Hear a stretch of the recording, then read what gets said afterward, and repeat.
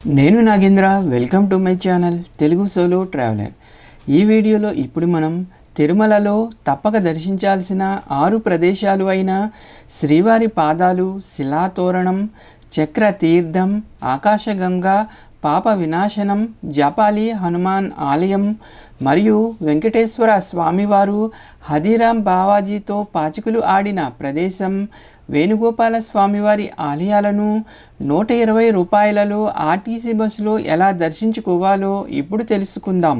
మీరు కనుక ఇదివరకే ఈ 6 ఆలయాలను దర్శించి ఉంటే కమెంట్ చేయండి. ముందుగా ఈ వీడియోకు ఒక లైక్ ఇచ్చి మీరు కూడా నాతో రండి డిజిటల్లీ.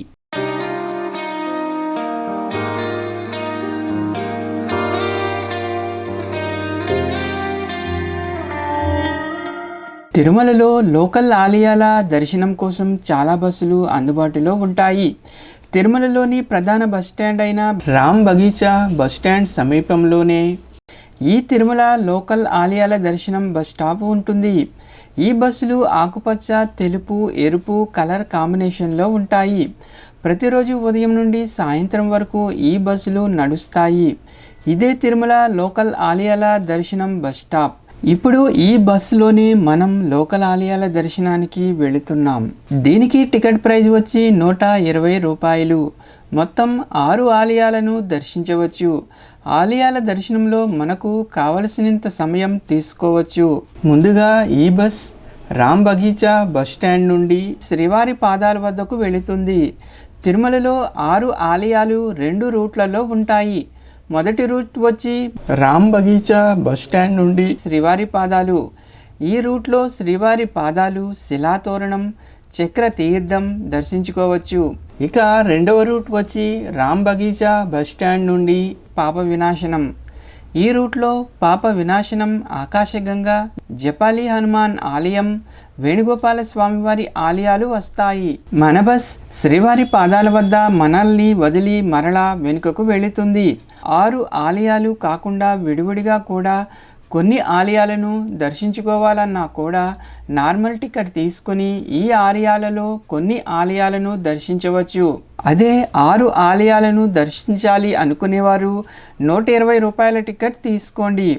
ఈ టికెట్తో మనం 6 ఆలయాలు దర్శించుకోవచ్చు. ఇప్పుడు వచ్చేది శ్రీవారి పాదాలు. ఇక్కడి వరకు మాత్రమే మన బస్ వస్తుంది. మనల్ని ఇక్కడ వదిలి బస్ వెనుకకు వెళుతుంది. శ్రీవారి పాదాల దర్శనం తర్వాత మరలా మనం ఇక్కడకు వస్తే మరొక బస్సులో తర్వాతి ప్రదేశమైన శిలాతోరణం వెళ్ళవచ్చు. ఇప్పుడు మనం శ్రీవారి పాదాల దర్శనానికి వెళదాం రండి. శ్రీవారి పాదాలు తిరుమల కొండలలో ఎత్తైన కొండపై ఉంటుంది. మన బస్ ఆగే ప్రదేశం నుండి ఈ మార్గంలో వెళితే శ్రీవారి పాదాలు వస్తాయి. ఇక్కడ కొన్ని షాప్స్ ఉంటాయి. దీపారాధన చేసుకునే ప్రదేశం కూడా ఇక్కడ ఉంది. ఇక్కడ నుండి పైకి కొన్ని మెట్లు ఎక్కాల్సి ఉంటుంది. ఈ మెట్లపై వెళితే స్వామివారి పాదాల మండపం వస్తుంది. ఈ మండపంలోనే స్వామివారి పాదాలు ఉంటాయి. శ్రీ మహావిష్ణువు వైకుంఠం నుండి వెంకటాద్రికి దిగి వచ్చేటప్పుడు మొదటి పాదాన్ని ఇక్కడ పెట్టారని, రెండవ పాదాన్ని శిలాతోరణం దగ్గర పెట్టారు అని, మూడవ పాదాన్ని ఆనంద నిలయంలో స్వామివారు ఉన్న ప్రదేశంలో పెట్టారు అని ఈ క్షేత్ర స్థల పురాణం.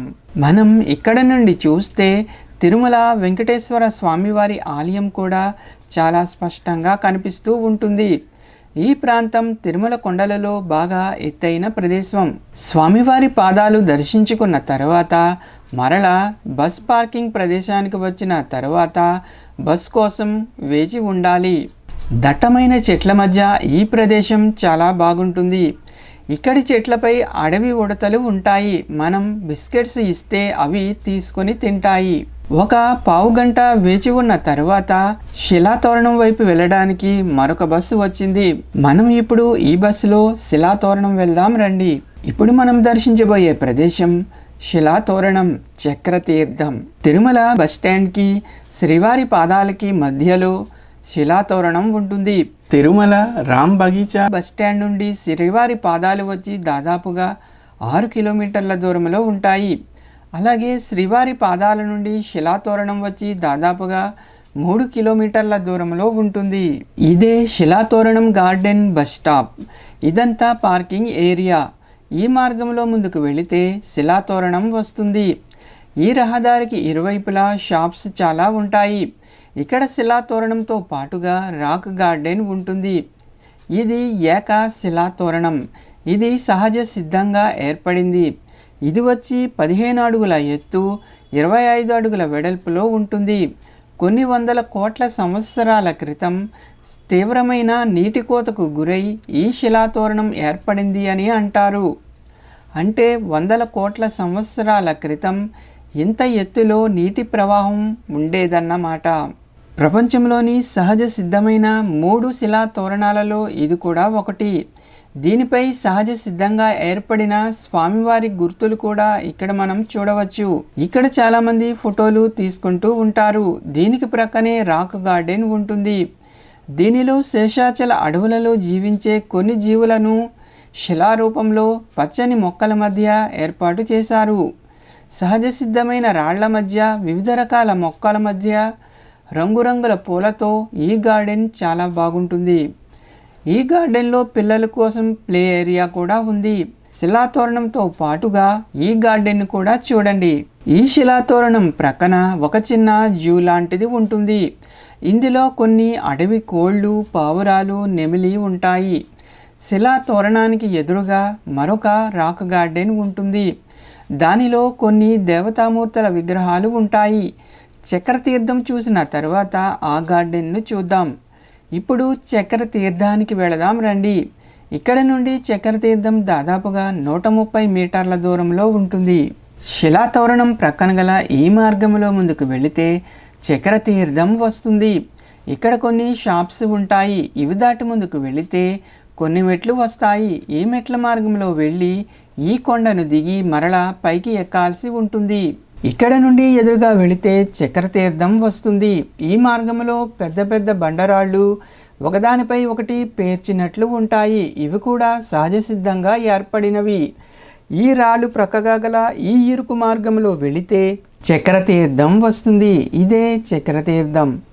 పూర్వం శ్రీవత్స గోత్రం కలిగిన పద్మనాభ అనే భక్తుడు రాక్షసుల బారి నుండి ప్రజలను కాపాడాలి అని ఈ ప్రదేశంలో వెంకటేశ్వర స్వామివారి కోసం 12 సంవత్సరాలు ఘోర తపస్సు చేశాడుట. అప్పుడు వెంకటేశ్వర స్వామివారు తన సుదర్శన చక్రాన్ని పంపి ఆ రాక్షసుల్ని అంతమొందించారని ప్రతీతి. ఇక్కడ రాతి కొండపై చెక్కబడిన సుదర్శన చక్రం మనం దర్శించుకోవచ్చు. అలాగే ఇక్కడ కాశీ విశ్వేశ్వర స్వామివారి సన్నిధి, ఆంజనేయ స్వామివారి సన్నిధి, సుబ్రహ్మణ్యేశ్వర స్వామివారి సన్నిధులను కూడా మనం దర్శించుకోవచ్చు. ఇక్కడ నిత్యం నీటితో ఉండే ఒక తీర్థం కూడా ప్రవహిస్తూ ఉంటుంది. చక్ర తీర్థం దర్శించిన తర్వాత ఇందాక మనం వెళ్ళిన మార్గంలో బయటకు వచ్చాక చక్ర తీర్థం ఎంట్రన్స్ నుండి పక్కకు వెళితే మరొక గార్డెన్ వస్తుంది. సహజ సిద్ధంగా ఏర్పడిన రాళ్ల మధ్య గార్డెన్ చాలా బాగుంటుంది. ఇదే మార్గంలో ముందుకు వెళితే కొన్ని దేవతామూర్తులతో కూడిన గార్డెన్ వస్తుంది. దీని పేరు శ్రీనివాస రాక్ గార్డెన్. శిలాతోరణం, చక్ర తీర్థం దర్శించిన తర్వాత తిరిగి బస్ స్టాప్కు వెళదాం రండి. మనం ఇప్పుడు ఇక్కడ నుండి శ్రీవారి పాదాల నుండి వచ్చే బస్సులో రామ్ బగీచా బస్ స్టాండ్ వద్దకు వెళదాం. ఉదయం మనం బస్సు ఎక్కిన బస్ స్టాండ్ నుండి మరొక బస్సులో పాప వినాశనం వెళ్ళాలి. ఇక్కడ నుండి తిరుమల రామ్ బగీచా బస్ స్టాండ్ వచ్చి దాదాపుగా 3 కిలోమీటర్ల దూరంలో ఉంటుంది. పదండి ఈ బస్సులో తిరుమల రామ్ బగీచా బస్ స్టాండ్కు వెళదాం. ఇప్పుడు మరొక బస్సులో పాప వినాశనం వెళ్ళాలి. ఈ బస్ స్టాప్ వద్దకు పాప వినాశనం బస్సులు వస్తాయి. మనం 6 ఆలయాలకు కలిపి 120 రూపాయల టికెట్ తీసుకున్నాం కనుక మరలా టికెట్ తీసుకోనక్కర్లేదు. ఈ గ్రీన్ బస్సులో ఎక్కి వెళ్ళవచ్చు. పదండి పాప వినాశనం వెళదాం. ఈ పాప వినాశనం బస్సు రూట్లో మన బస్ ముందుగా చివరిది అయిన పాప వినాశనం వెళుతుంది. తర్వాత అక్కడ నుండి వెనుకకు వరుసగా ఆకాశగంగా, జపాలి ఆలయం, వేణుగోపాలస్వామి వారి ఆలయాలను దర్శించుకొని మరలా తిరుమల బాలాజీ బస్ స్టాండ్కు చేరుకోవాలి. ఇది ఈ రూట్లో మన రూట్ ప్లాన్. ఈ మార్గంలో ఎడమవైపున కనిపిస్తున్న ఈ మండపాన్ని పార్వేట మండపం అని అంటారు. సంక్రాంతి సమయంలో వెంకటేశ్వర స్వామివారు ఇక్కడికి వచ్చి పార్వేట ఉత్సవాన్ని నిర్వహిస్తారు. తిరుమల రామ్ బగీచా బస్టాండ్ నుండి పాప వినాశనం వచ్చి దాదాపుగా 8 కిలోమీటర్ల దూరంలో ఉంటుంది. ఇదంతా శ్రీ వెంకటేశ్వర అభయారణ్యం. ఇప్పుడు వచ్చేది పాప వినాశనం. ఇక్కడ వరకు మన బస్ వస్తుంది. ఇక్కడ నుండి 150 మీటర్ల దూరంలో పాప వినాశనం ఉంటుంది. ఇక్కడ చాలా హోటల్స్, షాప్స్ ఉంటాయి. బ్రేక్ఫాస్ట్, లంచ్ చేయాలి అనుకునేవారు కూడా ఇక్కడ చేయవచ్చు. ఈ షాప్స్ మధ్య గల మార్గంలో ముందుకు వెళితే పాప వినాశనం వస్తుంది. ఇదే పాప వినాశనం. ఇక్కడ పాప వినాశనం డ్యామ్ కూడా ఉంటుంది. కానీ డ్యామ్ వద్దకు ఎవరిని అనుమతించరు. ఇక్కడ నుండి కుడివైపుకు వెళ్ళి ఎడమవైపున గల మెట్లు దిగితే పాప వినాశన తీర్థం వస్తుంది. ఈ తీర్థంలో భక్తులు స్నానాలు చేయడానికి అవకాశం ఉంది. ఇక్కడ శ్రీ వెంకటేశ్వర స్వామివారు స్నానం ఆచరించారు అని స్థల మహాత్మ్యం. స్వామివారి పాదాల నుండి ఈ తీర్థం ఉద్భవించింది అని అంటారు. అందువలన భక్తులు కూడా ఇక్కడ స్నానాలు చేస్తారు, లేదా కనీసం ఈ నీటిని తలపై అయినా చల్లుకుంటారు. అలాగే ఇక్కడ గంగాదేవి ఆలయం ఉంటుంది, మీరు దర్శించుకోండి. ఇప్పుడు మరలా పాప వినాశనం బస్సులు ఆగే ప్రదేశానికి వస్తే ఆకాశగంగ వెళ్ళడానికి బస్ అందుబాటులో ఉంటుంది. పదండి, ఆకాశగంగ వెళదాం. ఇక్కడ నుండి ఆకాశగంగ వచ్చి దాదాపుగా 2 కిలోమీటర్ల దూరంలో ఉంటుంది. ఆకాశగంగ ముఖద్వారానికి ఎదురుగా మన బస్ ఆగుతుంది. ఈ ముఖద్వారం గుండా వెళితే ఆకాశగంగ వస్తుంది.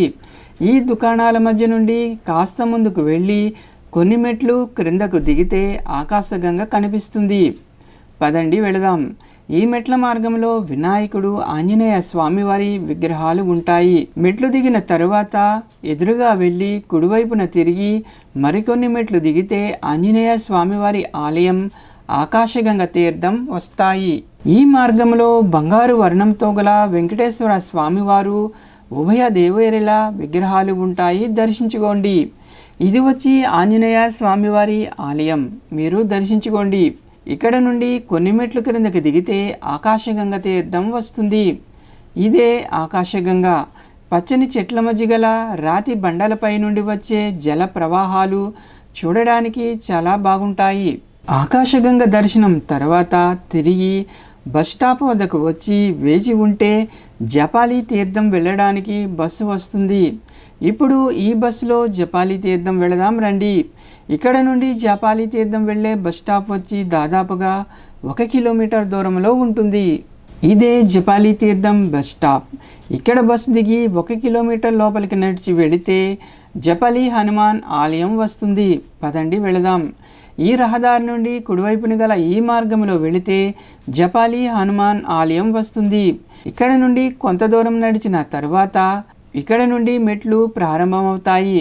ఈ ప్రదేశంలో పాదరక్షలను వదిలి మెట్లు ఎక్కాలి. ఈ మార్గంలో వెళ్లే ముందు మీతో వాటర్ బాటిల్ తీసుకువెళ్ళండి. దట్టమైన అటవిలో ఈ మెట్ల మార్గం ఉంటుంది.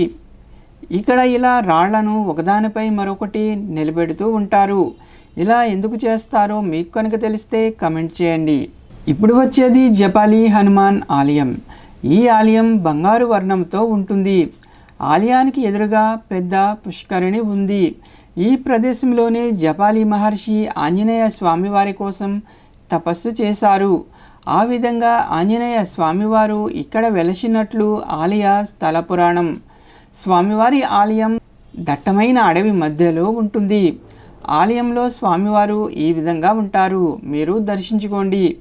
స్వామివారి దర్శనానికి టికెట్ ప్రైస్ వచ్చి 5 రూపాయలు. అలాగే ఆలయానికి ఎదురుగా పుష్కరిణి ఉంటుంది. అలాగే ఇక్కడ ఒక చెట్టుకి స్వయం వ్యక్తంగా వెలిసిన వినాయక స్వామివారి విగ్రహం సింధూర అలంకరణతో ఉంటుంది, మీరు దర్శించుకోండి. జపాలి ఆంజనేయ స్వామివారి దర్శనం తర్వాత తిరిగి బస్టాప్ వద్దకు వస్తే మన తర్వాతి ఆలయమైన వేణుగోపాల స్వామివారి ఆలయానికి వెళ్ళే బస్సు వస్తుంది.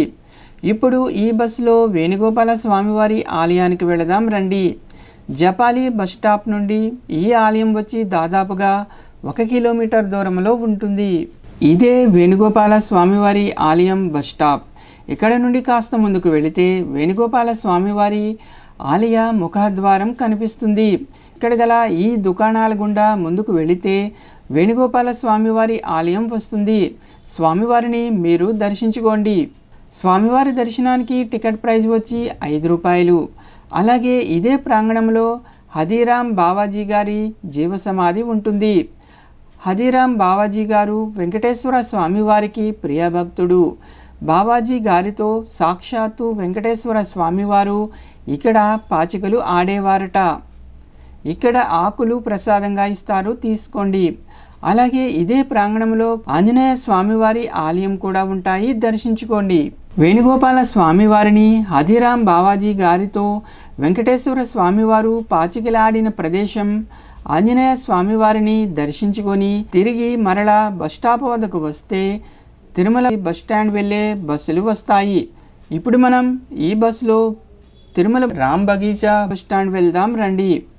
తిరుమల గిరులలో వెంకటేశ్వర స్వామివారి ఆలయం చుట్టూ కొలువు తీరు ఉన్న 6 ఆలయాల దర్శనంతో తిరుమలలో మన సమీప ఆలయాల దర్శనం పూర్తయింది.